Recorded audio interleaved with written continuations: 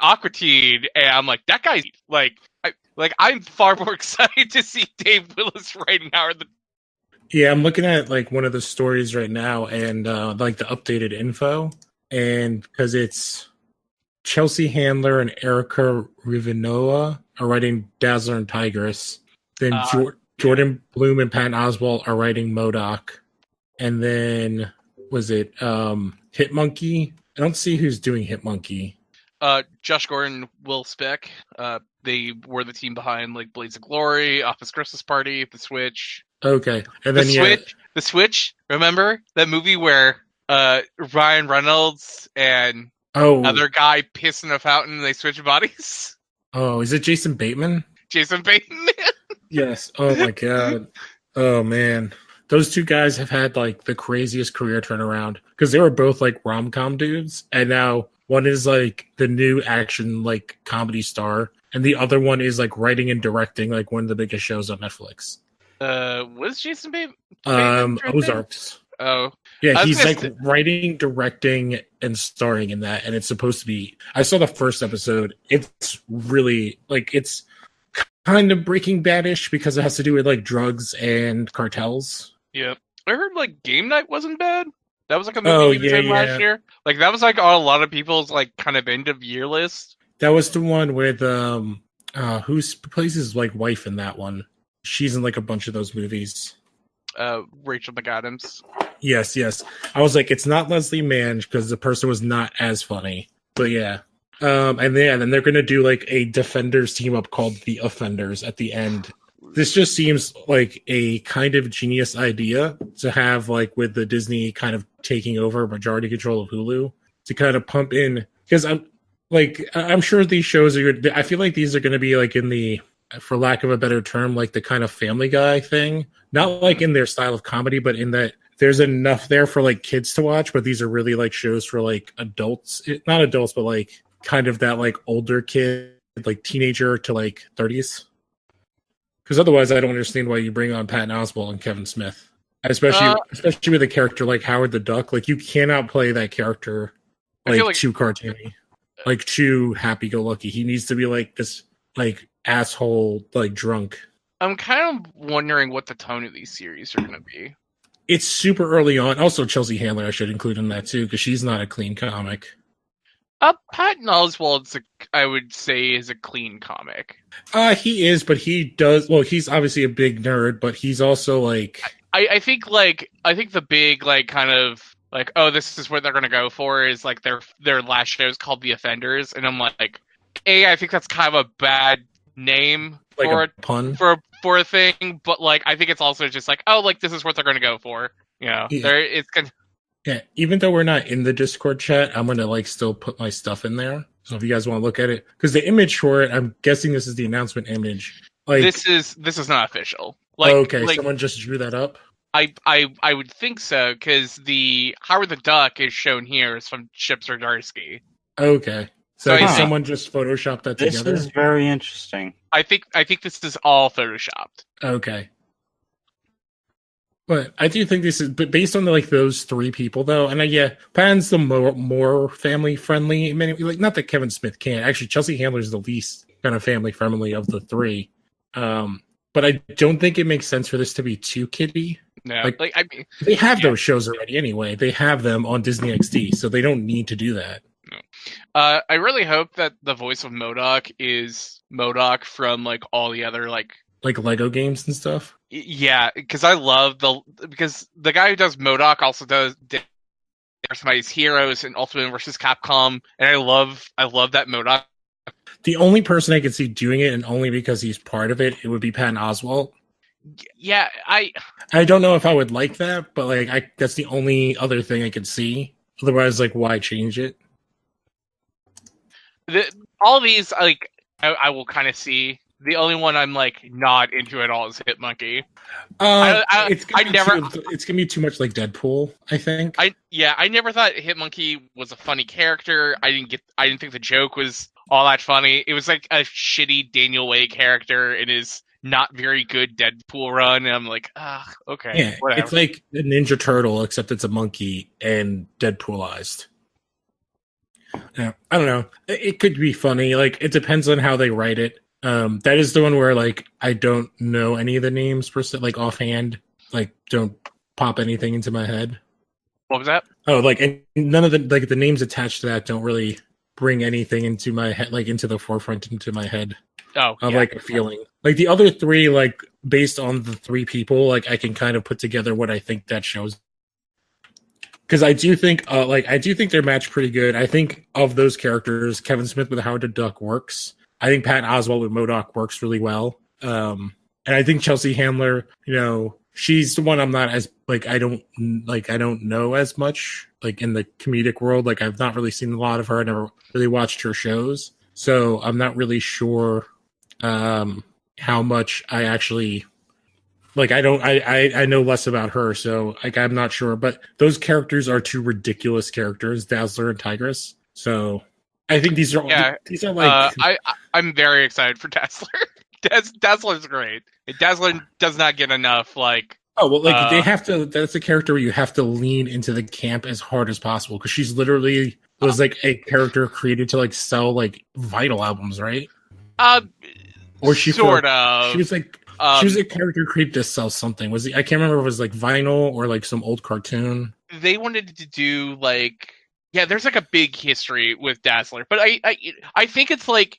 For like a lot of people, like Dazzler is like that disco queen, and I think that's fair. But I think it's like there's been like kind of like a lot of really cool stuff done with Dazzler like over the years that I think like I really liked her design in A-Force recently, and I thought her like was just like super fun. But again, it's like the problem with like characters created within like a certain age is that that's the version people are automatically going to think of first. So it's just like that character can't evolve in the mainstream until like they do something different with her.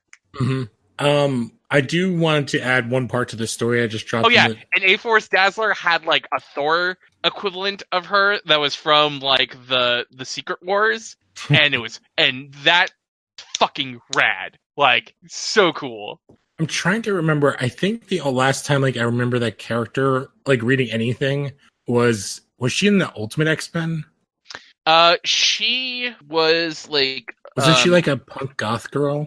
This was like her design in okay, this is Thor Dazzler and then like also like newer version of her. Oh, I like that look. She looks kind of like pink. Yeah, like I mean, like, and that's the idea. Is that Dazzler is a reflection of modern pop music. Yeah, which is what she should be. And that makes the most sense. So yeah, she kind of like it has like a pink vibe. But I feel like she's always like after the disco age thing, they kind of have tried to make her kind of like not quite like super. I don't even know how to describe this. Like kind of. Not that super candy coated thing that the disco version was, because like even this is like Pink, which Pink is like pop music, but she's like a little bit. It's gonna sound terrible, like dirtier than like say some of the other like dirty is not the right word, like not as squeaky clean, like in the like completely produced as compared to other pop music. Mm-hmm. And that's where I kind of like I think the ultimate version was like this kind of like pop punk like. If I remember right, like Ultimate Dazzler was just like kind of gothy. Yeah, she was kind of like Good Charlotte, like New Found Glory looking kind of thing.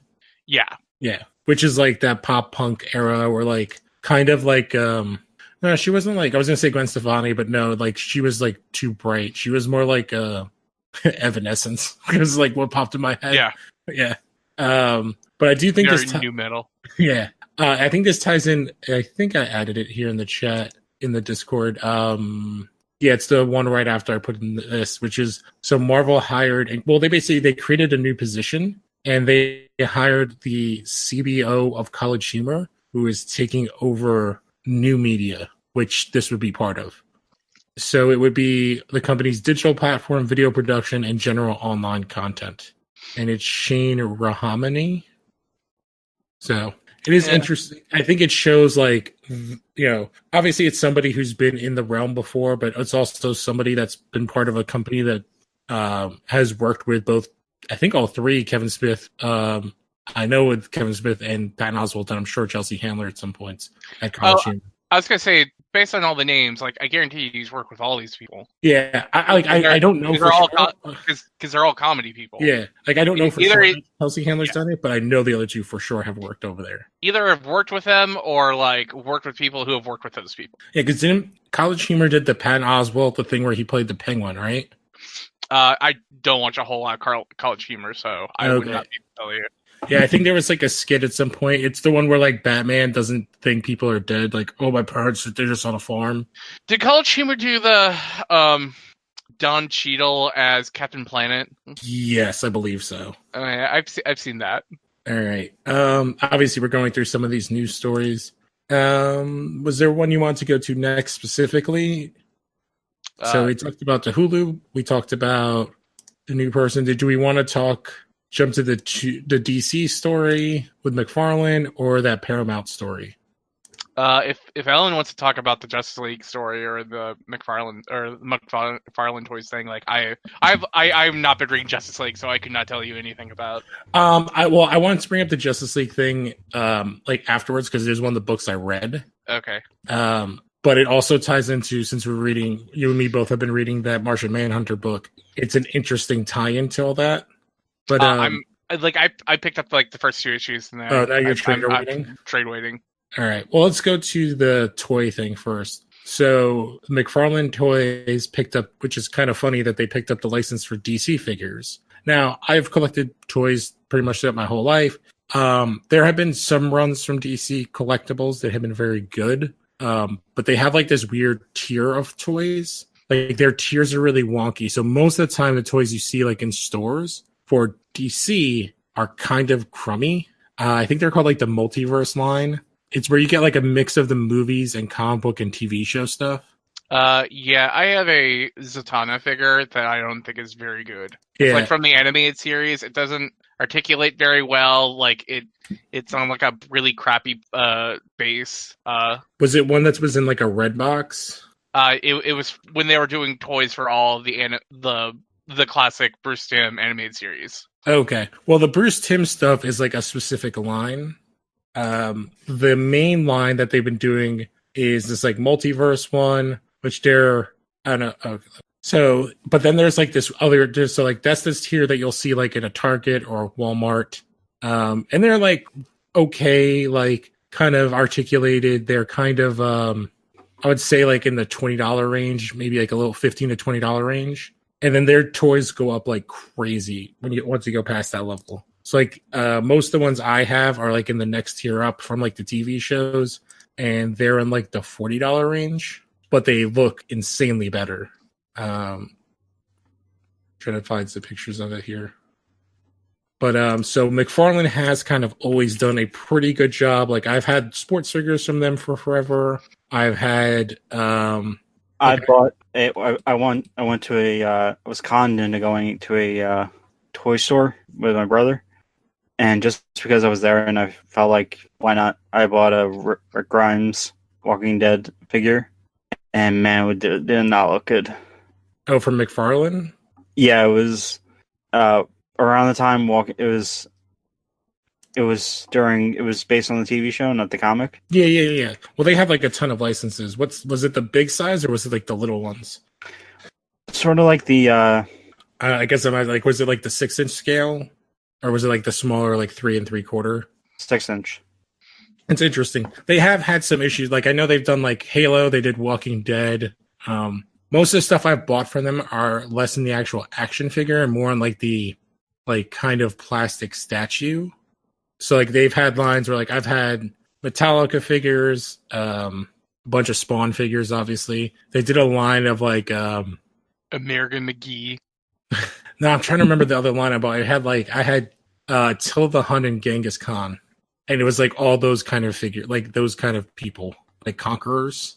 And then that's what they started with. They actually had like military figures too. But, like a lot of their like non-moving stuff has been pretty good. I completely like some of their licenses are a little wonky sometimes. I just remember having those Walking Dead action figures, and they like died a fucking death. Like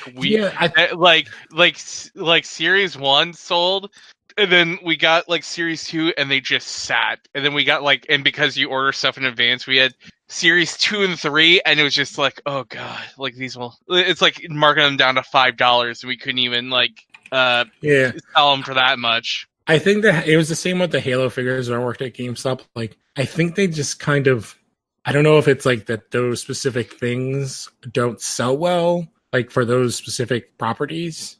I think it's certain things. Like we sold NECA, Alien, and Predator figures, and the Alien and the Predator figures would always sell. The human characters of Alien and Predator would never sell. So you would basically upcharge the Predators and then discount the humans like automatically, because you can charge an extra $5 for the Predators and knock the human characters off by $5, and people still just buy the Predators. Mm-hmm. Yeah, so I'm like reading, so they are specifically going to be making collector level figures. I guess it depends on like the. So that would probably be stuff in like the $50-$60 range. Yeah, I think it depends on the costume and the characters. Like I might drop a 50 on something. Yeah, I'm trying to read a company or a thing from like IGN right now and scan through real quickly if they say any specific characters. Yeah, we probably won't even see like any models until San Diego. Yeah, because they're taking over for Mattel. And Mattel did that series that was saying the multiverse, and I thought the multiverse series was kind of crappy looking. That's where if you look in the two pictures, the first one is the Mattel Flash from like the TV series, like season 1, and the second one is from like DC Collectibles, who had done it prior. Mm-hmm. And that's the one I own, and it's actually like crazy articulated. It comes with like a bunch of hands. Like the ankle, it has like, I can't remember, because like the ankles turn and lift, the hands turn. It has like crazy articulation, and it looks really good. So I have try to see, because I have Flash, Arrow, Deathstroke, and Black Canary from the TV shows, and a couple of Batmans and a Batgirl, and then a couple from Arkham, like the Arkham games, and they all like came out good, but they weren't Mattel. They were from the people who did it before Mattel. And I don't know. I know it's like going into a weird area. Like I don't really like the Mattel, what they have put out. Some of the designs are good. Like I'm looking at a couple of images. I've seen like the Martian Manhunter for the TV show, and he looked good. But in that same series is like a Two-Face and a Jessica Cruz Green Lantern, Superman and Batwoman, and Batwoman's the only other one that looked good, and the rest looked like dog crap. And the Build-A-Figure was, which I'm not a super fan of Build-A-Figures, was Clayface. Man, Build-A-Figures, like, I kind of wish if you didn't want to do the hunt, they would just release like a premium version of that Build-A-Figure at a later point. Yeah. Like, because they do it to like make you to get rid of like shitty figures that they know no one will buy. So like in this set, no one's going to buy this Two-Face because he's from like, I don't even know. This has got to be a Two-Face from like a cartoon because he's like really young. He's from All-Star Batman, and he's in that first arc of All-Star Batman where Batman and Two-Face are like handcuffed to each other, and there's like a hit put out on Harvey Dent. So then all those villains and the KGBs like come after them. I do not like the design. And I do like Jessica Cruz as a character, but this figure looks like crap. The Batwoman figure looks nice. I like the fact that she came with another head. I think like also like, I don't want to sound too crass here, but it like I know that's a Clayface figure that you're supposed to build up, but it looks like all the packaging is filled with shit. Oh, it 100% looks like it's like it looks like it looks like lumps of shit. Yeah, because they went with like a weird brown. Man, I don't think any color would have saved that. But like, there's like a figure I've been hemming and hawing over, and it's Marvel did a Build-A-Figure of Spider, and I really want to buy it, but it's like $50, and I'm like, I don't want like someone's used Spider figure for $50. Can't Marvel just release that Spider figure as like its own toy, and I can spend new money on it for $50? I know. And the thing is, like, half the time you go around and there's only like 2 figures of the set, and so like it's completely frustrating. I'm trying to figure out who made the Spider figure. that I own now, because it says it's just by Spider-Man. Who was the licensee for all the Into the Spider-Verse? Oh, I have no idea. Because those are bad. Because I was looking at that I haven't the Flash. even seen them. Because I was looking at the Flash toy, and I was like, oh, like this looks like cheap stuff for kids. Because I have the Spider figure, and it's like super cheap. Yeah, the one in the red box is like the one that's like in the $20 range. That's kind of like the kid version. Yeah, like this is the one I bought from Amazon. That's like the one that's like kind of made for kids, and I'm like, oh, the mech doesn't even look like Spider, and in fact, Penny Parker comes with it, and she doesn't look like Penny Parker. I have to stop looking at this. I'm literally just clicking through pictures from like Toy Fair.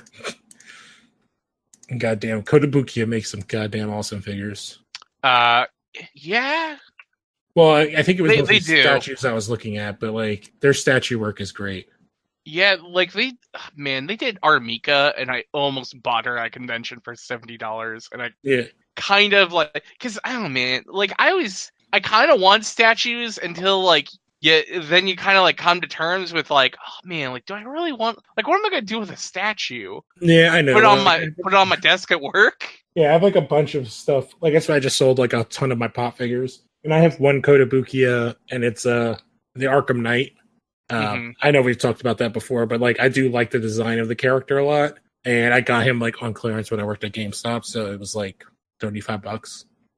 Oh wow, I forgot that they do these Kotobukiya like horror ones. Oh, they do like a bunch of crazy stuff because they do like samurai versions of characters. There's like a samurai Vader that is goddamn awesome. Like I'm looking at this Pinhead, like Rule 64, like Hellraiser statue, and she's like her base are like puzzle boxes.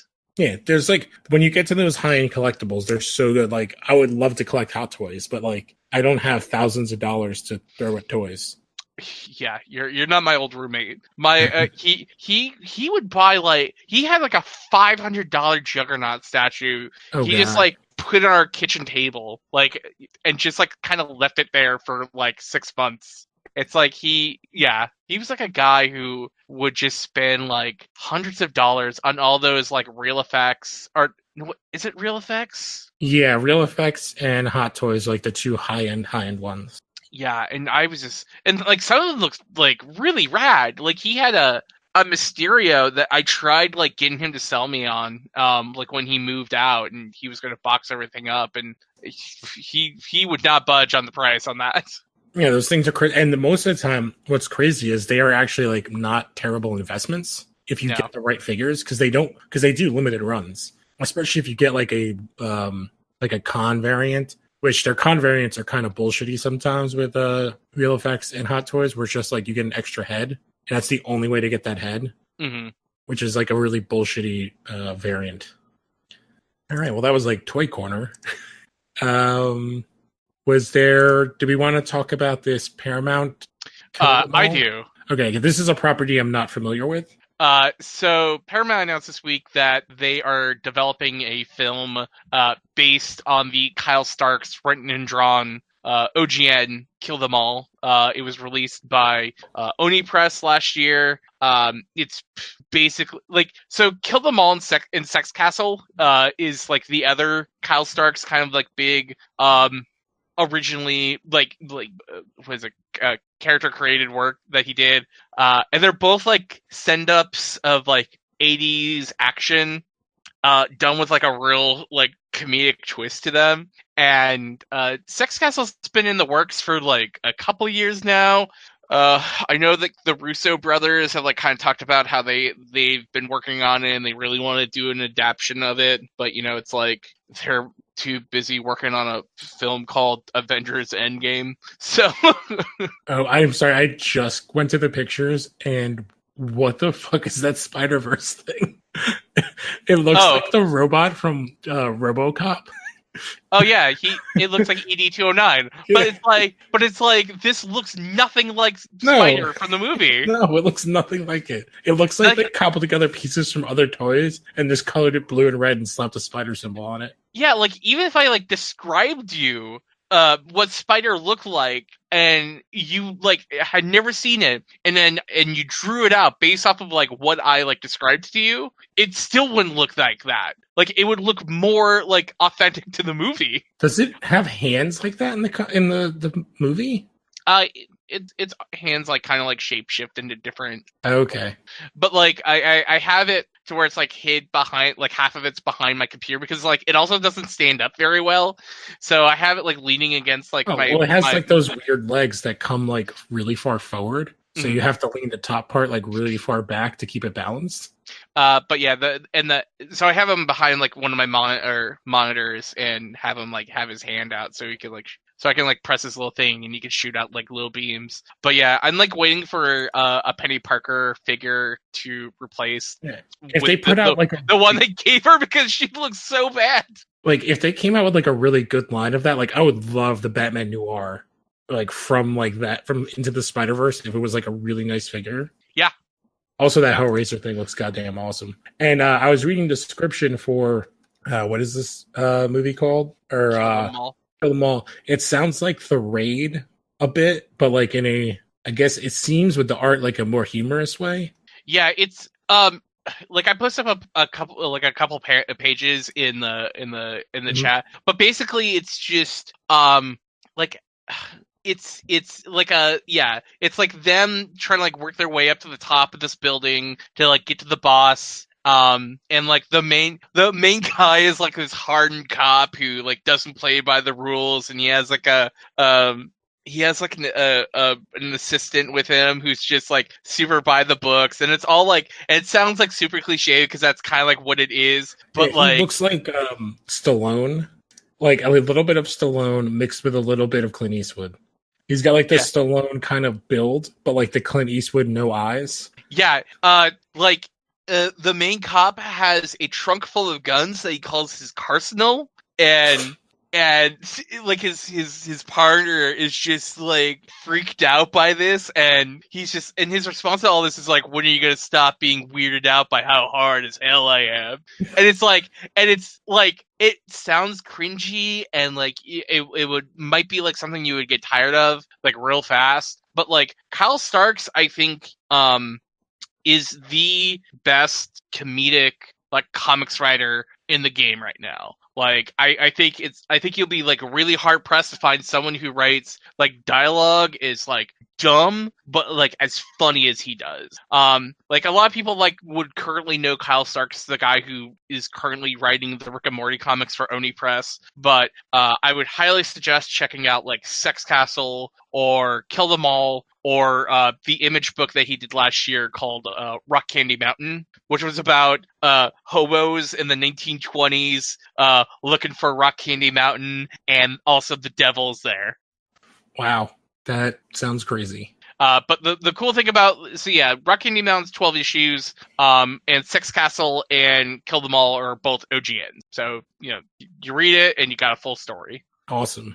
So this last story, I guess, can kick off into kind of what we have read that we didn't talk about last week. So I did read Justice League 17, came out last week. I actually just read it today. And so they kind of retconned Martian Manhunter's backstory to combine it with another character. Sorry. So way in the past, I think we talked about it in an earlier episode. So originally Martian Manhunter at some point was brought to Earth by a scientist here, and that is how he survived like the genocide of Mars. Alan, do you remember when around this was? Probably in the 60s or something, right? What? When Martian Manhunter, like his kind of origins, when a scientist like zapped him here from Mars to Earth? It was definitely during the Silver Age, so I want to say early to mid 60s. Yeah, so they're kind of revisiting. So that's something that they haven't done like as a backstory for him in a very long time, and they're actually revisiting that and kind of. Oh wait, no, actually 1955. Oh Jesus! Okay, wow. So actually, that makes a lot of sense. So they're kind of folding that into the current Martian Manhunter. That at some point when he was a child, he was brought back, and then in recent revelations, when he meets the last other Martian in existence, kind of informs him that there is a reason that he survived. And it ties all into this other, I'm trying to remember what they're calling it. but like the kind of post not Forever Evil, No Justice storyline. And basically like where they found out that this is where they went to like New Thanagar, and there was like this other Hawk woman. And basically Martian Manhunter finds out that like the Martians like wiped this from his mind because it was so traumatizing to him. And in this, he brings Lex Luthor to his like to Mars, into like a sacred place, and is telling him like his recovered memories of this. And basically there's like a kid in the story that helps him and is basically like, you know, don't believe them, like my father's gonna say this, and he's like, oh, what's your name? And it's like LB. And then as you read through, they only refer to like all the humans only refer to themselves as like these weird code names. And what you find out is that this group was actually Lex's father, and the little kid was Lex. And that the entire group, including Lex's father, was like mind wiped. And then Lex actually reconfigured the machine where they were going to kill John and had it send him back and saved him. And the Blackhawks are the ones that actually mind wiped Lex and his father. And that's what made his father turn into like this weird drunk. And the only thing he had left from it was this, like, in the books, it starts off as a doorknob, but it's not. It's like an object with a symbol. Wait, did they actually show Lionel? Yes. How do you look? He looked like a big red-headed guy with a big red beard. He did not look like Glover. Damn it. No, because that sounds a lot like how he looked in Superman Secret Origin. It probably, he had like long red hair and like a long red beard. He looked kind of like Thor-ish, but a ginger. Interesting. Yeah, and so like the story is actually interesting because Lex is like, what is this? Like, I don't believe you and all this stuff. And then Manhunter shows him to like an area where there's like a symbol that matched the symbol that was on the doorknob. And he's just like, yeah, this is basically, it's like one half of a symbol that's kind of like a universal yin and yang. And it stands for the light. And Manhunter's like, there isn't just light. There isn't just darkness. You have to kind of find a balance. And it's very interesting. And so they kind of retconned it in this way where he tells Lex that he didn't tell anybody he was meeting him. And Lex is like, well, I'm going to take you back to the Legion of Doom. And then at the end, they split their ways. And basically both sides knew that they were doing this. And basically Manhunter went on the mission to try to kind of turn Lex away from what he's doing, which is to bring back this entity that created the universe, not Dr. Manhattan. Her name is Perpetua. I don't know. It's a really interesting story, and it's kind of like a very Grant Morrison thing of tying in something really old and making it current. Mm-hmm. But it was kind of cool, and then like the reveal is kind of it wasn't a surprise because the kid is a redheaded kid, and that's kind of always been a thing about Lex. And he is like crazy smart because he's like how he is able to communicate with him is that like he has like a thing in his shirt that says like something infinity to the 10th to the 14th power or something like that. It's like a way to tell him to adjust his eyes to see like light at that level. I don't know. It was like a really cute story, and it also tied in kind of all this stuff. And we got to see more flashbacks of Mars in John's life as a husband and father, which kind of ties into that Manhunter book. Mm-hmm. But when Manhunter and Lex were kids, was there any were there any like in jokes about Lex taking 40 cakes? Oh no. Okay. They did that in Secret Origins, by the way. Like, to call back to Secret Origins, when they first meet Lex Luthor, there's like a in joke about, oh yeah, I later found out that he stole 40, or like he stole 40 cakes from the school bake sale. No, the only other cool thing is that they do show one of my new favorite characters, which is Jarro, which is a baby Starro that Batman is like having around him. Wait, Batman? So no, Manhunter has it in this book. Oh, but Batman has had a little tiny version of Starro in a jar that they call Jarro. Because didn't Starro sacrifice himself for something? Yes, Starro sacrificed himself to like save the universe. So is the Justice League preschool right now just Jarro and Baby Darkseid? No, Darkseid has returned to his full form. Okay. Yes. No, it was weird when there was a baby Darkseid. Because I was like, man, Batman's got like Baby Darkseid and a papoose. Like he's got Baby Starro in a jar. Like that guy is like good with kids. Hey, he's always collected orphans. Yeah. I actually do love Jor, though. He's like, it's a ridiculous character, but he refers to Batman always as dad in the comic, which is like really fun. And he's just like, I don't know, he's a funny character because it's literally like an actual size starfish that just hangs around Batman and like helps him do stuff because he can like connect to people psychically. So it's an interesting issue. This is a something that could have happened, but you guys have seen Mad Max Fury Road, right? Yes. Yeah. Morton Joe was gonna play Martian Manhunter in George Miller's Justice League film. Oh, which one? The bad guy from Fury Road, and Morton Joe. He was also in because the characters in Thunderdome, I think. No, Mad Max 1. Oh, he's in the first one. Okay, I knew Toe Cutter. Okay. Yeah, well, the cast for that movie was like super interesting because it was Armie Hammer as Batman. Adam Brody as the Flash. I think Common was Green Lantern. Teresa Palmer as Wonder Woman. Who's also in that movie. She is like the older brunette that's like naked in the one part. You don't see her, but she's like up on the tower screaming for help. In Mad Max Fury Road.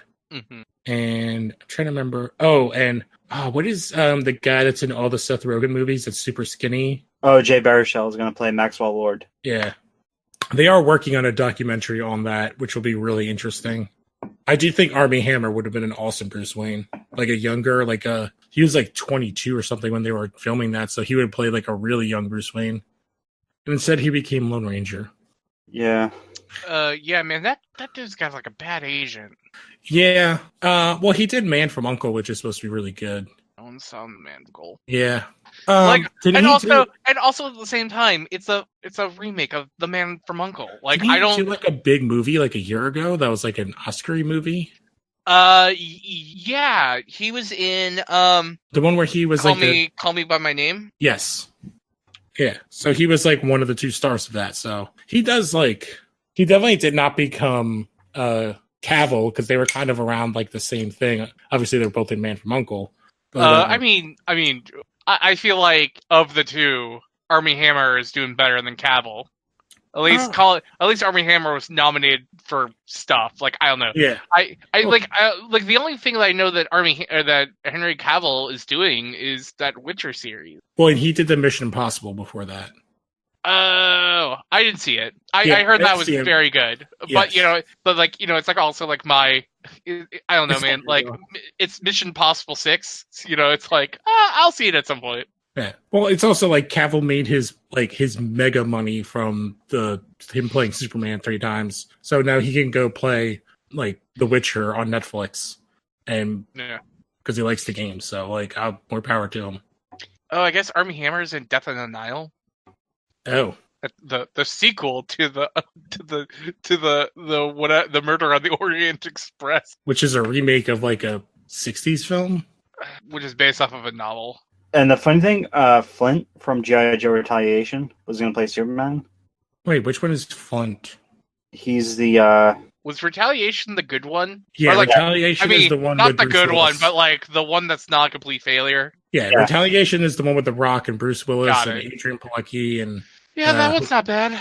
Elektra. It's watchable. It also has the RZA as like an ancient kung fu master. Mm-hmm. God, he's great in that.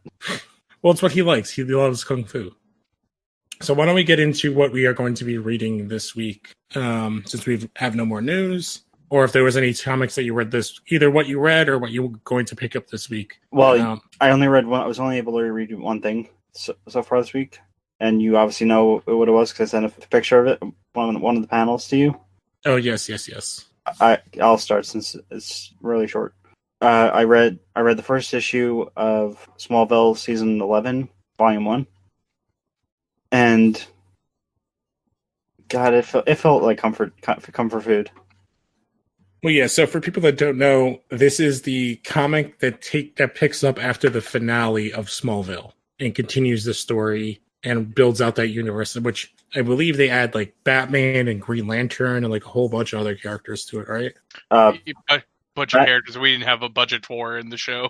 Yeah, Batman and Robin, who in the Smallville universe is Barbara Gordon. Robin is Barbara Gordon? Yeah. Okay, I kind of like that. And the first volume is dealing with tying up loose ends from the finale. Oh, like Lex running for president? Well, it takes place after. It doesn't take place after like the time jump. It takes place after. Can I spoil this? Yeah, I don't. Actually, I was gonna like ask, like, because you guys are doing like that Smallville retrospect. Are you guys gonna, like, once you get done with the show, are you gonna do like an episode based on the comics? Maybe there are 10 seasons of the show, and we just finished season 2. Oh, So, oh, Jesus! so that's like a discussion for way down the line. Which, if you haven't listened to, people, John joined us and we watched the Wonder Woman pilot that just came out this Tuesday. So, oof-a-magoof. But have you enjoyed the first volume so far, Alan? Yeah, there's right where I left off was Lex was getting ready to put like he was going to send someone to back to the moon. Like an astronaut? Yeah. Okay. The name? Hank Henshaw. Oh, okay. Interesting. And Guy is very underrated. I just watched that Reign of Superman movie. His character is the best part of that movie. Actually, it's the movie in general is not bad. I just don't like the character design of Superman. I actually like the character design of all the other Supermen. Does Superboy look like the Metropolis Kid? Yeah, he looks like the Superboy that they brought back in Young Justice, except he's younger. He's probably like 13 or 14, and he's a total douche. Good. but like in a very like yes. And he also uses only 90s slang because apparently they like make a joke and he's just like Lex says something's like, I hate that like whoever showed you that there's like a 90s like a streaming service that has all this 90s TV. Oh man, it's good. But yeah, Henshaw's cool in that. But that's interesting that they mentioned Henshaw in that book. They also mentioned that a crisis is coming. Oh, interesting. And there's also something about at the end of the first issue, she's in to federal prison. No, wait, that's real. She's going over footage from that she hacked, she hacked/stole from the Russian satellite, or not satellite, space station, and that it was a ship in the blast that nearly destroyed the station. So, someone's new in town. Yeah, I don't know what character it would be because they did Supergirl and Doomsday, so could be Mon-El. Yeah, that was my first thought. That's awesome. You're actually kind of making me want to go. If I after I blow through my comics this week, maybe I'll jump onto that. Sean, I only have like 2, but I actually want to ask you if you read Female Furies yet, or if you read Young Justice yet. I read Young Justice. Okay. Oh yeah, I think we talked about that last week because you read it. We did. All right, so you did not read Female Furies yet? No, like the only book I got to read this week was Galka-chan Volume 4, because that was like the book I had in my bag throughout the week. Okay. Well, tell us about it. So there's like this manga series I super love. And I'm trying to find the copy I just had on me.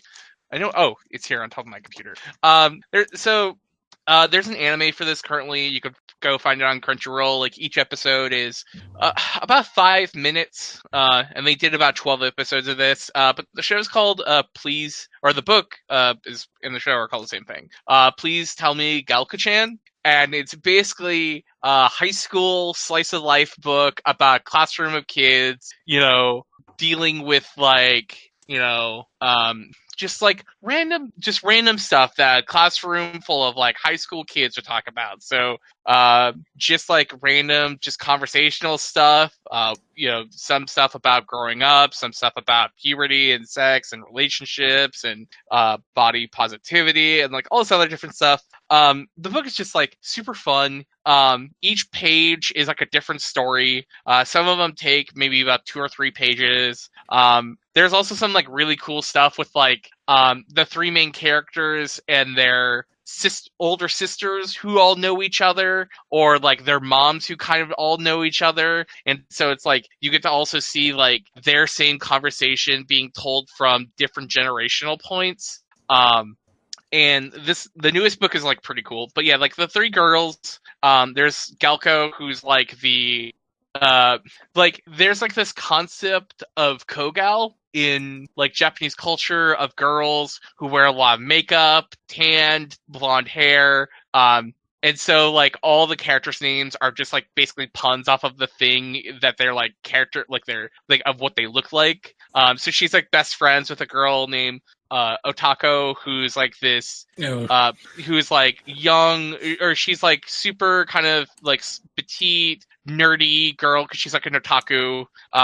And there's Oju, who's like this like prim and proper, like kind of like, you know, rich, like from a rich family, but she's like kind of like airheaded. And so they're just like these three characters who are completely different from one another, who just happen to be like the best friends. And there's like a bunch of other like really cool people in their classroom that you see every once in a while. But like the inking in the book is super cool too, because with a lot of manga you'll get black and white pages, but with this book, like all the detail of the characters, like hair and clothes and whatever, are done with basically like pen ink. So it looks like it was just drawn with pens. And it's like kind of a technique I've like never seen in a book before, and it's just like really cool to see.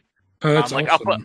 I'll put up some like basically pages of the book in the chat so you can kind of like see what I'm talking about. But yeah, like I think this book is like super fun if you want like just cool slice of life with like some like sex comedy into it that's not like at the expense of the, you know, the people, you know. It's pretty good. Oh, this is interesting art style. Like it looks like it was drawn on like loose leaf paper, like school paper, like someone doodling, but like very like I'm not saying that in a bad way, like just the way that they colored. I like it. Definitely add in the name of this because I might check it out. But yeah, like if you're not like sure about anything here that I've said, and you do have Crunchyroll, go check out the show on Crunchyroll, because it's like you can basically knock out the entire series in like an hour. Oh, okay. I have Crunchyroll. I'll check that out. Two quick things I read. Obviously, I already talked about the Justice League one, but two other ones. So I read the Green Arrow 49, which was an interesting book because this is a book that's dealing with kind of side plot of Roy being dead, and basically Count Vertigo is like destroying Star City, and he's literally screaming like, "Bring me Roy Harper!" And Canary and Green Arrow are like, why is he saying Roy Harper? Does he not know he was like Red Arrow or Arsenal? And Oliver basically is like, no, he doesn't. But him and Roy had like a thing when Roy was using, and Vertigo was actually there and helped him get cleaned up for a little while. So like all this stuff, and Vertigo's powers are like super amplified. And basically it's this whole like psychological battle where Oliver's having these flashbacks to Roy. And then basically at the end, he's just like, you know, Count Vertigo's like, where is Roy Harper? And then it's just like a whole page of just Oliver saying he's dead. And then like the whole world like goes back to normal. And he's just like, wait, what? And he's like, did he die from? It's like, no, he didn't. He died clean. And they have like a couple page conversation about it. So and like, it ends in violence?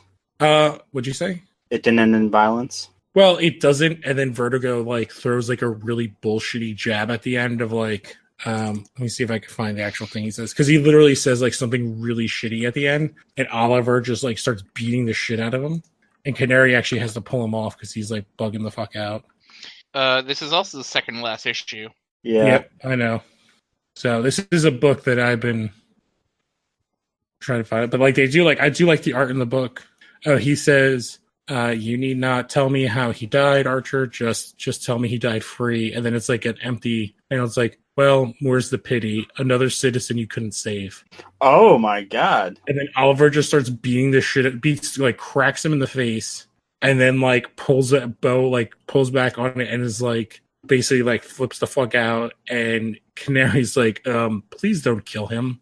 And just like Vertigo is using his powers so hard that it actually like kind of fried him out. So it was an interesting book, seeing like a villain kind of deal with that. And it kind of ties into the other thing I read, which was Batman 64. So this is the first part of The Price. Yeah, I actually I saw what or who is the big. Yeah, it was pretty obvious. Like, but this has to do with like a different thing. So basically, there's like the Justice League. It is interesting at first. Like they're battling all these Amazos, but each Amazo has a specific person's power. And then Batman's having like these hallucinatory flashbacks. So the first one he has is like Superman's fighting someone, and he sees Superman turn into Commander Steel. I don't know what like what the draw would be to make an Amazo who has one specific. Oh, they say it's power specifically they were prototypes. Okay, I was like gonna say, like, why'd you just have a bunch of Amazos that have the Justice League power? Yeah, no, it's like, oh, someone broke it and like found like a bunch of prototypes. But it actually starts with, I think, the first panel or the first page is Bruce attempting to do the autopsy on Wally West. And then it cuts into this Justice League like story. So Bruce sees, is it Commander Steel? Yeah. Yeah, he sees Superman turn into Commander Steel. And then I'm trying to see what he has like a couple of like kind of hallucinatory things. Does Barry turn into Wally? Let me see. I think that is one of them. Because he like tells Alfred to like check his like, yeah, I think that's what it is. Yeah, he sees, because he goes to the Flash Museum and he's starting to help out, and then the Flash approaches and he thinks that it's like a villain, and Flash catches the stuff and basically tells him that, yeah, it's Gotham Girl. Yeah. That, and then they reminisce, and it's like a thing of like Dick and Wally when they were young, like teaming up with the two of them. And he basically says like this is like an escalation, but Gotham Girl has been like she's been going down this road for a long while. Yeah, so if you don't know, this is one of the new Rebirth characters. So she was literally introduced in Batman Rebirth. Yes, one shot. So Gotham and Gotham Girl were a brother and sister. I don't remember if they were twins. I think they were. Yeah, so they had these powers that like so. And I love how they're doing what they're doing with this, because that and not Phantom Stranger, Psycho Pirate. They're all Psycho Pirate, the Gotham Girl, and Gotham and Heroes in Crisis all tied together. Yes, because like the masks are very Psycho Pirate-y, right? No, it is Psycho Pirate's mask. Yeah, so Gotham and Gotham Girl were introduced. So they're like these twins who have like kind of lower level Superman abilities. Like they can fly and they're super strong and they're not invulnerable. At some point, Psycho Pirate, I think in instruction of Bane, gets in contact with them. And basically Gotham goes nuts and beats the shit out of the Justice League for a while and ends up like dying, because one of the aspects of their abilities is that the more they use their powers, like it starts to destroy their bodies. It's sort of like steroids. Yeah, so like if they continue to use their powers, they'll die. So at first, after the incident, Batman took Gotham Girl in and was going to make her part of the Bat family. And then when he found this out, he's like, no, you really can't do this. Like, I'm not going to have you kill yourself. And basically her brain has been broken from Psycho Pirate. And she was in Batman 50, right? Yes, she was in the issue that was the post-wedding thing. She was one of the people in that group. And that's why I'm confused. Is like, you know, you see her basically bedridden, like after the events of like I want to say like at the end of like I Am Suicide, where like he goes and fights Bane, and he gets the Psycho Pirate to like basically help Gotham Girl, and then you don't see her till 50, and then she's in like that menagerie of Bane villains along, and they reveal why at the last page of this book. Okay, and that's why I was just like, oh, like why? It's like we haven't seen her really do anything else. It's like why all of a sudden is Batman says that she's been like there's been like these small crimes like where attacking these kind of things that have some sort of importance. So stuff with like his family and stuff. So that's why he thought, based on the pattern, that she would attack the Flash Museum. And then the last page is she's doing all of this, and then you see a panel where she's talking to somebody. And the last page is her brother's body is hooked up to a machine that looks like it's pumping insane amounts of venom into his body. Doesn't look like it is. Yeah, he's definitely doesn't look a lot. Well, his like veins and stuff are like super vascular, but like he looks like he's still dead. And I guess that's the idea of the price. Like she's completely doing all this to try to resurrect her brother.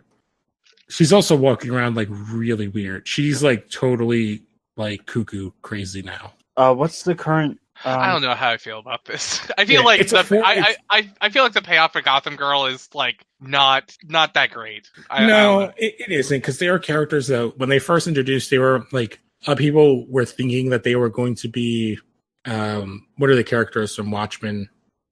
Silk Spectre and Night Owl.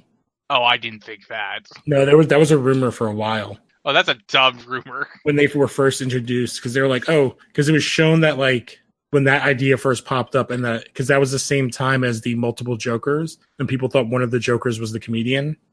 Yeah, honestly, this actually just goes back to those changed plans at DC, and it's like who knows what they would have like had with all these characters at some point, because honestly, like I kind of feel like the evolution of what would have happened with Gotham Girl has definitely changed from like what I feel like was initially promised in those first 12 to 16 issues. Oh yeah, she was initially like the idea was Batman was grooming her to take over like in the future as to actually have a meta on his team. And they kind of changed that over to the Signal, I guess, but he's kind of non-existent now in books as well. Yeah, but I mean, it's like the fact that it's like she's in like whatever that last arc of like whatever issue that is of I Am Suicide, and then she doesn't show up for like 25 more issues. Yeah, and it's like, her. and then she shows up in like Bane's lair, and you're like, why? Like what happened? What happened in this series to like have this happen? Yeah. What's the current arc that this takes place before? Oh, like that time-wise, this is taking place before? Yeah. Something. Oh, wait. What do you mean? The current arc before, like, but in issue 63. Oh, Nightmares. Yeah, this is taking place. The Gotham Girl stuff is taking place before all this, based on what I read on Newsarama. Yes, it is taking place before, which I believe that ended with someone was doing stuff, and then he showed up and he was attacking. What's that guy's name? The therapist guy, Dr. Hugo Strange. Yes, that's where that that's where that story dropped off. Who I believe is also part of this cabal kind of thing. It seems like they're doing all these stories kind of coming together to like break Batman down. And it's kind of like a redo of Nightfall. Like that other Bane story. I to be honest, it's fine, it's fine. I kind of wish like the second, like the biggest Bane story since Nightfall wasn't just Nightfall again, but it is what it is. No, I agree with you. Well, it's the problem is that like they find like places where characters are doing good, and then they bring them back to where they started. It's back to that Dazzler thing. Yes. But that kind of concludes what I read this week. Do we want to talk about what we're going to be picking up this week? Sure. I guess we'll go in reverse order. I have the shortest list, and it crosses over a bunch of books. So I know both me and Alan are picking up Alien 3, number 4, which I am excited for. I really liked issue 3, and issue 4 seems to be kicking off what shit hits the fan. So like the first 3 issues are kind of like, I would say issue 1's like setting up the world. Issue 2 is like setting up the like, oh, this is where like where all the things are like setting up the board. Issue 3 is kind of like, all right, all the dominoes are lined up, and then issue 4 is when like they all fall down in the classic kind of Alien way. What were you gonna say, Alan? It's the moment where oh shit happens. Yeah, so like the issue 3 kind of ends with the like, oh, this is where we actually see like, oh, why are there all these dead people? And oh, there's like one of those dead facehuggers on the floor. Oh shit, what happened? But that series is very exciting, and it actually is making me like it's so good that I'm like, why was this not the movie? Because they would have had to. It seems like it would be way more expensive to make. Yeah, because Alien 3 was made on like a soundstage and not as expensive. Also, Carrie Henn aged. Like she aged quite a bit from Aliens to Alien 3. Yeah, it was like what, like 5 years? I believe so. Yeah, that's a lot for like a Like the difference between like what was she like 8 and like 13 is huge. Yeah, they would have had to do a recast for Yeah. or just set it up that like she aged in the future, but it still doesn't work. They would just have to recast it. that's why Resurrection was supposed to be a Newt story instead of a Ripley story. Oh, that would have made so much more sense. But besides that, I'm picking up The Batman Who Laughs #3. There's really no explanation there. Flash 64, which is part 2 of this story that I just talked about. Detective Comics 998, which is obviously 2 away from 1000. They're kind of building up to this big story. Yeah, and then, and all of us are picking up Wonder Twins #1. So, John, what are you picking up this week? So I'm going to pick up By Night #8, which is a continuing series from John Allison, writer of Giant Days, with art by Christina Larson from, not really sure what she's done before, but By Night, I think it's cool. It's done by Boombox. John Allison's like usually like a pretty good go-to for, really fun storytelling. Goddess Mode #3, from Zoe Quinn, Robbie Rodriguez, Vertigo Comics. Still pretty cool. It's basically about cyberpunk magical girls. Wonder Twins from Stephen Byrne and Mark Russell, because Mark Russell is just good on most stuff. I've heard actually good things about his Red Sonja #1 that just came out last week. But yeah, like Mark Russell's usually like really great. Amazing Spider-Man #15. Basically just going closer and closer to that big Craven story where he's just capturing all the different Spider-Man themed animal villains. Oh God. And then I'm picking up 2 manga volumes. Volume 5 of Tokyo Tarareba Girls comes out. It's pretty cool. It's written by Akiko Higashimura. She's cool. She like wrote this book I really love called Princess Jellyfish. That was about like a bunch of nerd girls living in a like a dorm complex, and the one girl develops like this love of making dresses from they're styled after jellyfish, and she's also might be in love with this guy who cross dresses. It's a great book. But basically Tokyo Tarareba Girls is basically about 3 women in their mid-30s being unlucky at love, and the main character named Rinko like makes up her mind that she's going to try and get married by 2020, the year of the Tokyo Olympic Games. So the series ended just recently, last year. It's got 9 volumes altogether, so we're at the halfway mark. And the last book I'm getting is the volume 2 of My Solo Exchange Diary, which is the sequel series to My Lesbian Experience with Loneliness, which was a super great book that came out in 2017. I thought it was like one of the best books I read that year. It's like a autobiographical like series about this woman being in her 20s, living at home, like being socially awkward and crippling, like to a crippling degree. And like the success of like, and she basically makes this comic called My Lesbian Experience with Loneliness, and it becomes this huge hit. And so she like the volume 1 is like her kind of dealing with the anxiety of having a series that takes off and happening to do a sequel on it. And so super meta.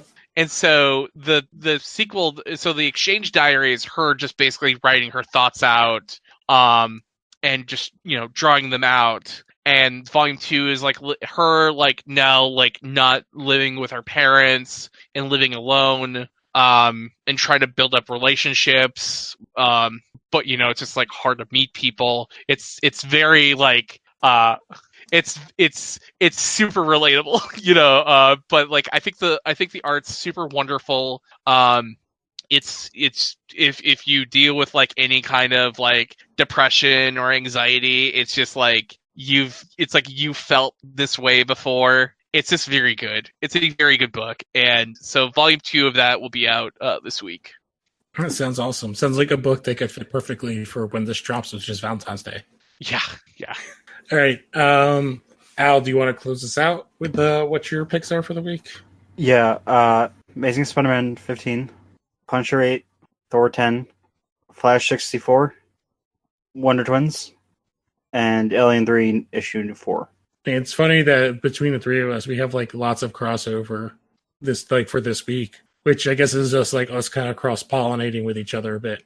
But which is not a bad thing. But I do like when you were talking about the Amazing Spider-Man 15 that built up. It like just is like, oh my god, there's so many bad Spider-Man villains that are animal themed. Here's the thing, I love all of them. Like I think they're all cool in their own way. Which one is Degatron? That's like the Stegosaurus dude. Oh my god, there's a Stegosaurus guy. Yeah, I know who you're talking about. I forget his name. Because I remember a story where like he like quote unquote teamed up with the lizard, but really he like did something where like all the animal characters. You're like, thinking of Stegron? Stegron. I said Stegatron. It's pretty close. But like he made like all the animal characters, like everybody's like animal kind of like got more animal-y. So basically Lizard became like Killer Croc. But even like Black Cat went like crazy and she was like more cat-like. And basically at the end it was like Spider-Man was like, we do realize spiders are like apex predators and just like beat the shit out of them. And I was just thinking, the story's like, oh yeah, you just turned me into like a more dominant hero. But oh my god, he has so many bad. They had the Beetle too. Man, I think Spider-Man has like super undervalued. Like, I think he has a lot of really cool villains who are pretty rad that get like no love, and I think like there's like a kind of level of disrespect about his villains in the way that you don't see from like the Flash Rogues Gallery, because I feel like they're two sides of the same coin. Yeah, I would say to me the difference is Flash has less good villains. He only has like 2 or 3 really good villains. He has much more bad villains, and Spider-Man just has way more villains. Like Spider-Man actually has like a ton of awesome villains, but he also has like so many more. He has a Rogues Gallery in number that only compares to Batman. I don't know, man. I think the Flash has like a ton of cool villains because I mean, the main rogues are cool, but there are a lot of like lesser rogues and lesser villains that the Flash has that are like really terrible. Like Piper's cool, Weather Wizard's cool. Yeah, like you're naming cool ones. What about like Girder? I mean, Girder is just like he fills in a power set. Yeah, you know, but there's a lot of those characters. Like Top is cool. Double Down is cool. Like I'm looking at like a list of Flash. There's also there's 2 Tricksters. There's 2 or 3 Mirror Masters. Oh well, the enemy speedsters are like whatever. And one of them is his best villain, which is the Reverse Flash. And Zoom is probably a top 2, but it's he's Wally's Reverse Flash, basically. I'm talking outside of the Reverse Flash, it's like he also has like a bunch of other like speedster villains. I'm just like, why? Like you got the one. Like if you go use Abracadabra, you know. Yeah, but there's also been 2 different Flashes for like Barry. I mean, Wally was like Flash for 4. Yeah, and like Wally was like the Flash for like a long time. What, like 10 years or something? More than that. And Wally had a ton of cool villains. Yeah, but that's what I'm saying. So like each Flash had like their own like subset. I think a lot of Spider-Man villains that people joke about are like the Batman villains that they never show up in comics in the last like 10 years. They're from that like weird like Silver Age, like 70s, like 70 early mid 70s era, late 60s. Like Batman has like Polka Dot Man, Kite Man. There are some other ones. Mr. Freeze used to be back there until they like revamped him. Like there's been a bunch of those characters that Batman had. Like Spider-Man just like they use all of them like all of the time. Like Shocker is kind of like a goofy villain, but sometimes he's written really well, but there's also times when he's written like a complete doofus. Well, yeah, and doofus Shocker is the best Shocker. Yeah. I feel like half of Spider-Man's villains are like jobbers. Yeah, that's like exactly the beauty of Spider-Man villains. Like Spider-Man villains are all like they're all Peter Parker, except for they became villains instead of being a good guy. Like the Shocker developed these like shocking things, and they then was slighted, and then slighted by his boss, and then became a villain who lives in a shitty apartment, because he's not a particularly good villain. But I think like there's like a ton of like those crime guys who I think are pretty cool, like Tombstone and Mr. Negative. I think you have like a bunch of like Negative is like a new character. And the Owl, like I think you have like a lot of cool like lower guys than that, like your speed demons, your spots, your beetles, your prowlers, your swarms, but then you got your like big guys, like you got your Mysterios, your Doc Ocks. No, Mysterio is like a B level. Mysterio's in the B level. I know he's going to be in a movie, but he's still like a B level. Mysterio, Rhino, Scorpion are all B level. Man, Mysterio is one of the few people that knows about the Ultimates universe. Yeah, I know. But he's like a weird character. Like he is like that weird character, but he's still like a B level. Like Spider-Man's A guys are Goblin, Venom, Doc Ock, and I don't know if I'd even put Carnage there because I don't like that character. If you would put Carnage on there, like Mysterio has been a part of the Secret Six for an extended amount of time. And I think Mysterio's on the same level as Vulture and Rhino and all the members of the Secret Six, but just not Goblin. Like, not Green Goblin. He's with the other goblins. Some of them. Some of the other goblins are like Hobgoblin. Yeah. No, I'd say Hobgoblin's below him. Hobgoblin's like sea level. I mean, I think recently because Kingsley ain't really like lighting up. Oh, Craven's an A-list guy. No, I'd say Craven's a B-list guy. Craven's an A-list guy because of Craven's Last Hunt. I think it's more like recently. Okay. I think it's like if you have like a marquee story in a character franchise, like I think that kind of makes you an A-lister for a while. Like, where would you put like Morbius? He's definitely nowhere near an A, but I don't know if he's a B either. Oh, Morbius is a C. Yeah, he's like, but I think he's bigger than some of the C guys because he has some name recognition, but he's also just a garbage character. Yeah, I think Scorpion and Shocker and Mysterio are in the same group to me, and Rhino. I was gonna say Scorpion and Morbius are at the same level. Like they're guys. I think Morbius is like slightly below Scorpion. Oh man, did you ever? Okay, do you listen to War Rocket Ajax? No, I do not. They have a list. They have two different formats of their shows that they do sometimes. Once a month they'll do Every Story Ever, where people will send in lists of the best, of different stories from comics, and they'll rank them from best to worst. But they also have a secondary show called Panel Presidents. That's the same basic idea, but it's just ranking characters. And I feel like that's what we're doing right now. Like I just looked up a list, so like there's characters I forgot about, like Chameleon. Chameleon's like a D-lister. I think Sandman's Chameleon's cool, but the problem with Chameleon is that he's a shapeshifter. Yeah. And it's like hard to kind of pinpoint who he kind of is. Like I put Sandman and Morbius in the same level. I would put Sandman above Morbius. I would put Electro above Morbius. I'm trying to find a character that I would put below Morbius. All of the other elemental guys are below Morbius. But like, what was it, like Hydro Man and Molten Man? Oh, Hydro Man sucks. Oh, he's terrible. Hydro Man's really bad. I would put Hammerhead above Morbius because he's one of like the mob guys. I like him. I don't even put Black Cat in this list because she's like a different thing. I put Carnage and Morbius on the same level to me because they're both kind of those weird like power characters that come in for big stories, but otherwise I hate them. I would rather read a story with Carnage in it than a story with Morbius in it. I don't know, man. There have been some bad Carnage stuff. Oh my god. Wait. But you have heard of it. Yes. Sorry, there was like a character, like I was clicking, it said Grey Goblin, and I mixed it up with Grey Gargoyle. I was like, he's a Spider-Man villain? Yeah. But you should take a look at these lists because I think they're super fun. I put them in there.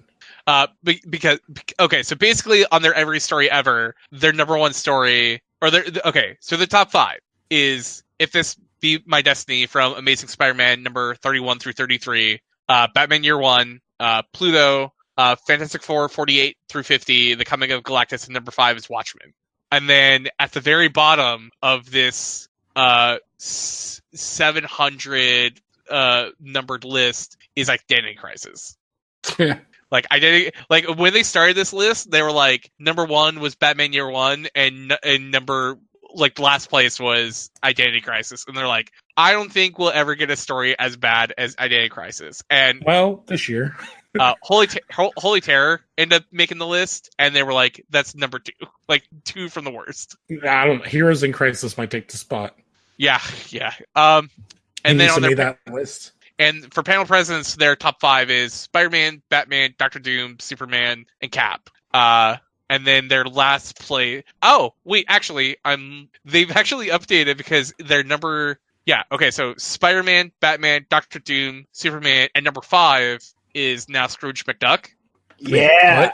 What? As what? As in order of what? Favorite characters? These are the best, most iconic characters. And they basically do a body of work kind of thing of how big of a character is and how important they are to the characters and the comics and the story.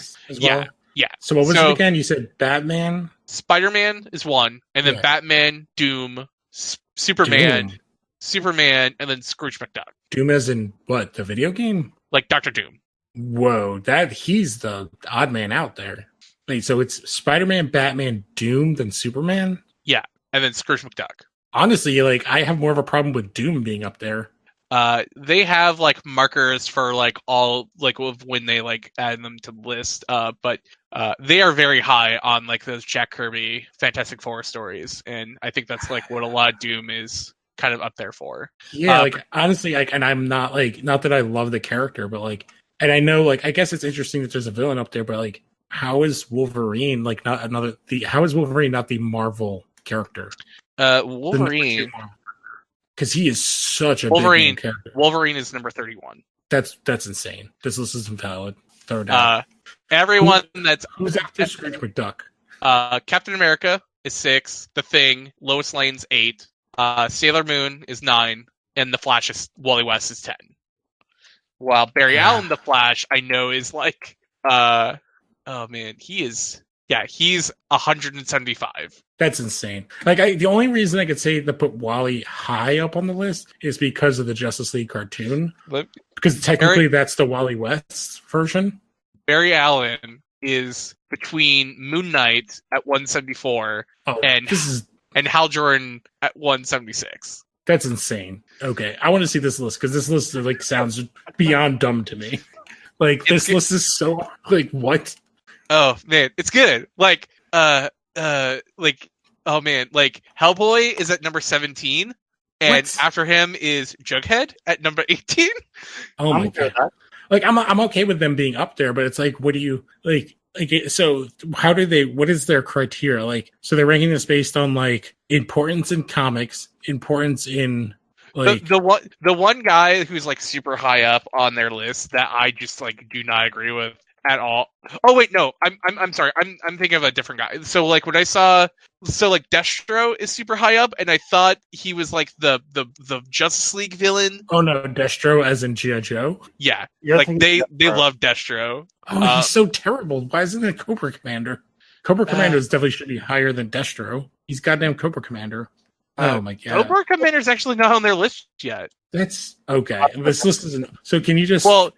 So Cobra Commander's not on their list because no one submitted him. But what is that criteria again? Can you explain it to me? They're just comic characters ranked from best to worst, and there's at the beginning of each of their segments, they'll have a big intro of their criteria. It's a really cool opening. But yeah, I think this list is rad because it's a real mixed bag of kind of cool stuff. It's definitely an interesting idea to think about. I just don't agree with a lot of the stuff. Lucy Van Pelt from Peanuts is number 47. Well, if you're including Peanuts, like... between Galactus at 46 and Dr. Octopus at 48. Yeah, well, this is like my question. Like, is this like importance to like history? Because like, Charlie Brown should be towards the top for some reason. But like, Charlie Brown is not the best Peanuts character. No, but he's like the most. Lucy. Okay, no, Snoopy. Snoopy is the biggest character of that. Oh man, what? Snoopy above Lucy? Oh man, but it's like funny once you get to the bottom because their bottom is so funny. Like, right. Who's at their bottom?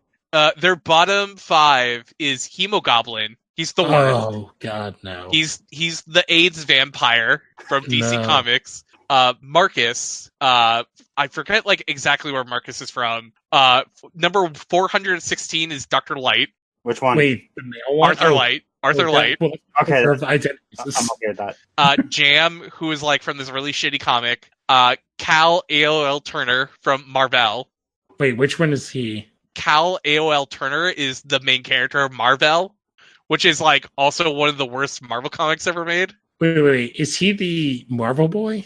No, Marvel is like, you're thinking of Marvel. Marvel is like a series, it's like a 12-issue miniseries that was also a parody comic about the son of Ted Turner from the from the future. Yes, Cal AOL Turner, who is a Superman analog, comes to like Earth, and it's just fucking bonkers. It sucks. It sucks.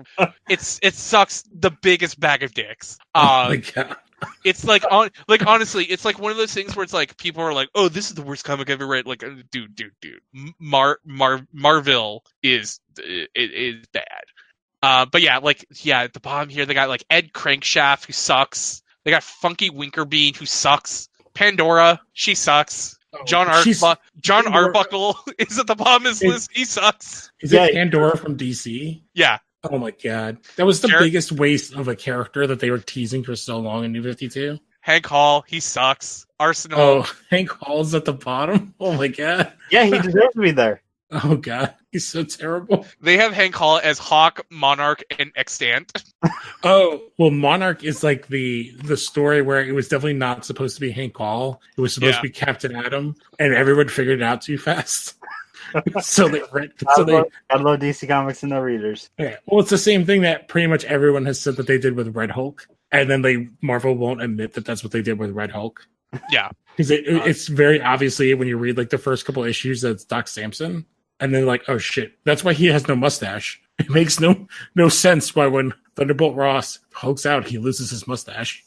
Also, like when they do like this list is like specific to the comics. So like, Space Ghost is super down on this list because his comics are very good. Comics, yeah, okay. They do not count Coast to Coast. Oh, so it's interesting that they have Wally so far up, but then they wouldn't count the JLA, like the show. So just actually, like I don't mind Wally being ahead of Barry, but I just don't see them being that far apart. The problem also with both the lists is that they're super top heavy. So like people keep on sending in like top shooters. So it's like the list is just super like top heavy, you know. Like I have a list I'm gonna send into them that's all just bottom shooters. Like because like the bottom of these lists needs to be filled out. Oh man, I have a character. I googled list of Batman villains that deserves to be on the bottom. This is a character. I want to see how many clues it takes you to figure out this character. It's a female Batman villain that we haven't seen in a long time. We don't know what her real name is. She went by one villain's name, but then takes a different Batman villain's name. What era of? She originally appeared in 76, but she was pretty big in New 52. Oh man, New 52 Batman villains. Oh my God, is it that fucking White Rabbit? No, but fuck that character too. Okay. No. 52 Batman villains. Oh man, I feel like this was probably like Detective Comics or the Dark Knight. This character showed up in. She showed up again really big after Death of the Family. Okay, she shows up at Death of the Family. Like the ending of Death of the Family was like a really Death of the Family was like tied into exactly how she came back. So I'll give you her first. Was it Joker's daughter? Yes, that character is fucking garbage. Oh my god!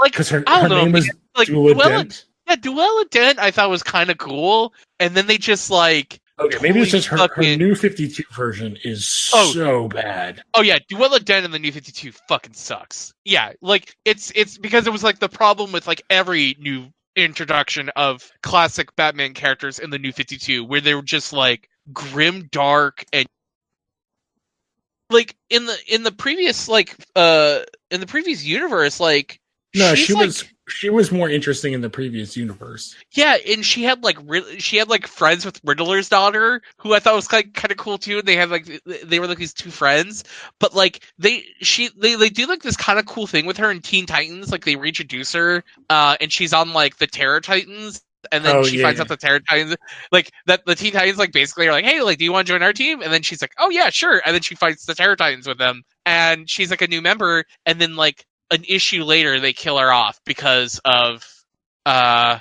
Countdown. that piece of shit. Oh god, I didn't even know that there was a character called Riddler's daughter. Yeah, who was her partner? It's not she's not great. She's not as like rememberable as Duela Dent. Oh man, there's some bad. Although one of the villains on here that I know is terrible is a Morrison creation, but I love how terrible he is, which is Flamingo. Yeah, he's great. He's awesomely, but he's supposed to be like fucking batshit crazy terrible. Like that's. Oh man. Yeah, her name was they dropped the name of Riddler's daughter, and she just went by Enigma. I forgot about that. That was cool. Oh man, I'm just rolling through because I was comparing the Flash villains, not the Flash villains, the Spider-Man villains to the Batman villains. Oh man, there was some. So there was Condiment. Oh no, Condiment King was like a joke. Crazy Quilt, which was a real character. Mm-hmm. Oh my god, there's some other really Dr. Double X who was in. We saw in. Yeah, he was in Young Justice. Young Justice, Deacon Blackfire, Dr. Phosphorus. There's like a lot of these similar like bad guys. Egghead. Snowflame's on this list. He's the supervillain that's powered by by cocaine. Yeah, we on recent Phantoms on the most. Yeah, yeah, we did. His heart burns for cocaine. And I said he's basically Dr. Roxo, rock and roll clown. God, he is. Oh my god. Oh, Signal Man. Oh my god. I can do this all day looking through these like terrible terrorists. Zebra Man. Yeah, there's a lot of Golden Age Batman villains on that list. Yeah, the Golden Age Batman villains are kind of, like I said, they're equal to me mentally to the Spider-Man villains. They just don't use them in comics, which is why no one thinks about them and why they crack on Spider-Man's villains. Mm-hmm. Oh, man. Well, I think we're pretty good. We're kind of rambling about somebody else's list. Yeah. So I think that pretty much closes it out. Do you want to, John, start us off with some plugs? Yeah, you can find me on Twitter at John JOHN _ FN Seiler SEILER. I also have the same handle and a bunch of other places. So if you if there's a social media thing for it, I probably have it under that. All right. Sorry, I'm now looking over one of this list. Oh, they do have Charlie Brown at 31, and they have Tim Drake way too high on this list.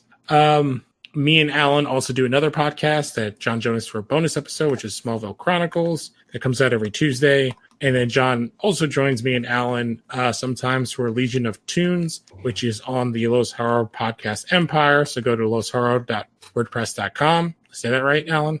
Yeah. And check out all of the amazing podcasts there. Don't forget to rate, review, subscribe. Hit that little bell button on YouTube. Alan also has another podcast as part of Los Horror Games. What do you guys have coming up in the recent time? Okay, we episode, I want to say 16 or 17. Hold on. Episode 16. We talked about Apex Legends, the Outer Worlds.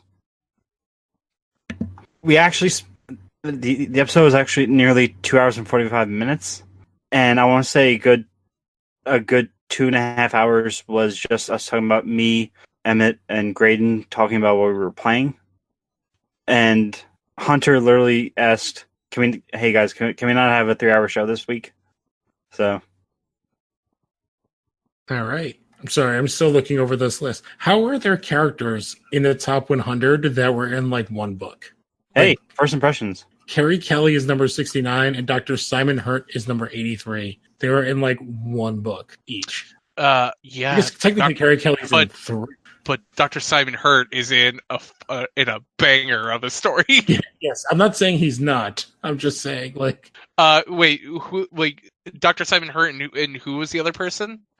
Carrie Kelly, the Robin from Dark Knight Returns.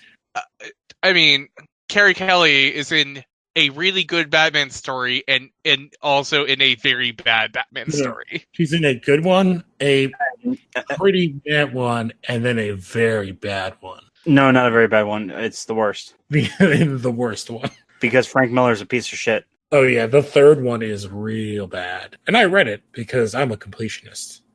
You know who's above Carrie Kelly also? A fucking more superior character in Squire. Oh yeah, Squire is a cool character. Squire is awesome. Like, if there's like one thing I would want more in DC Comics right now is more Beryl. Like, she is so cool. Like, she needs to come back in the comics as the new Knight. She's great. They did have her as the new Knight the last time I think they showed up. In like 4 years ago. Yeah.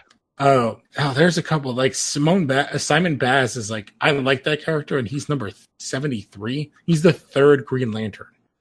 So they have Kyle Rayner's at 65, John Stewart's at 66, Simon Baz is at 73, and Hal's at 78. Simon Baz is also above currently 170. Danny the Street. Oh, Danny the Street rocks. Oh my god! All right, we on Doom Patrol when it debuts. Where is Goku on this list? Or Vegeta? The thing about like this list is that they haven't because you said Sailor Moon, otherwise I would not have even thought about them. There's not a whole lot of manga characters on this list. I know that there's like some on here, like Astro Boy, that I know that like since they read Pluto, he would probably show up on this list at some point. But they also have not read like one of the co-hosts like has not read Dragon Ball and Dragon Ball Z. And he actually was just talking about in this week's episode where he's like, this is the best time you could ever read comics, because he like talked about having the Marvel app, the DC app, and now the new Shonen Jump app. And so he's going to like basically read through like all of One Piece, like, and all of Dragon Ball. And so like, it wouldn't surprise me if you start seeing like, well, Pound Presence is done. They have about a year left of a bunch of lists already banked. So, but like, it wouldn't surprise me if on every story ever people start submitting in like, the Saiyan Saga or Thriller Bark or, some of these other like kind of big marquee like Dragon Ball and One Piece runs. I'm looking at the comics that they like that they hated. So they hated Kick-Ass. They did not like Infinite Crisis. Mm-mm. What was Sins of the Past for Spider-Man? Sins Past is the one where Norman Osborn actually had sex with Gwen Stacy. Oh god, with the twins. Oh god. Yeah, that book's the pits. Oh, they did not like Supreme Power? Or no. Wait, Supreme Power? They didn't like Flashpoint? Ugh. There are some things I very much disagree with on this list at the bottom. Metal, I don't think is on their list yet, but they have said that. Oh yeah, Metal is like is 138, and they said that that's actually like their favorite or like one of their favorite DC events. But again, awesome. Like this list is super top heavy. So yeah, like basically it's like the first 300 comics on here are all great comics. Yeah, so they have Civil War at 510. Yeah, I don't think that. I think as the further as time goes further from Civil War, I think the more like unfriendly time will look on that book. Oh, there's a bunch of other ones I don't like. They have Longbow Hunters at 502, Miracle Man at 500. Yeah, and that's like they're like kind of like like the like that's the problem when you do like these lists and when you make them too broad. It's like there's so much. I think like they don't have like a bad comic on here until about. I would say like I know that like about 683. I know that they're like not the biggest fan of JMS Thor. Or, like Green Arrow Quiver, they're not the biggest fan of. They think like X-23 Volume 1 Innocence Lost is like, it's like, even though it's like the start of the X-23 series, it's not like when, like these are all like flawed comics, like Batman Under the Red Hood, The Death of Jean DeWolf, like these are all like, like the comics that are like around 500, it's like, there's stuff that has like stuff that's problematic now. Like Killing Joke is, I understand why people would put that really far down. It's a very important comic, like in the kind of history of characters, but I can see why people don't like it. The same with Miracle Man. About 700 is where you start getting into books that are just like, they're like, yeah, these are not great. Oh man. Well, I'll have to take a deep dive into this at some other point. And but we will catch you guys next week on I forgot the name of our podcast for a second there. And Now Comics. And Now Comics. Adios. Fuck you and stock trades. Cicada's chunk.